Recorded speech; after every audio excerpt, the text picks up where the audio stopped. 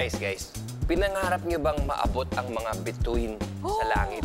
Wow, parang pang telenovela naman yung tanong mo, Kuya Chris. Grabe! Ako po, gusto ko pong lumipad-lipad sa mga clouds. Talaga? Opo. Oo? Tsaka po, gusto ko din tumalon-talon sa moon. Ang saya-saya-saya kaya.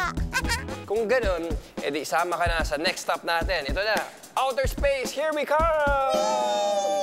Kasama natin sa biyaheng ito ang mga modern explorers na out of this world. Ang mga astronaut ng International Space Station.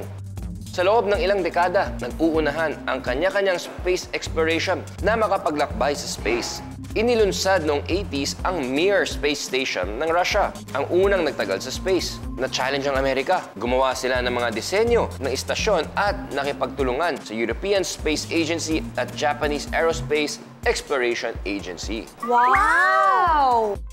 Noong 1993, nagkaroon ng isang plano para sa International Space Station na parehong pinakilala ni US Vice President Al Gore at Russian Prime Minister Viktor Chernomyrdin.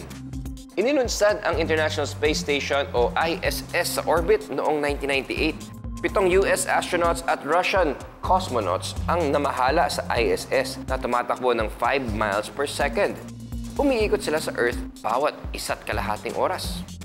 Ang ISS ay nagsilbing lugar para magsagawa ng research at isa ring base para sa susunod na expedition sa Mars, mga pangmatagalang misyon sa buwan at iba pa.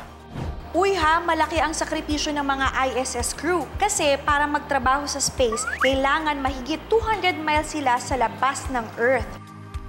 Nakakamangha daw ang paglalakbay sa kalawakan ayon sa mga astronaut. Ang pinakamaganda dito, syempre, ang view. Sa Earth o sa mga bituin ka man tumingin, siguradong makakakita ka ng ilang nakakamangha at nakakabilib na tanawin.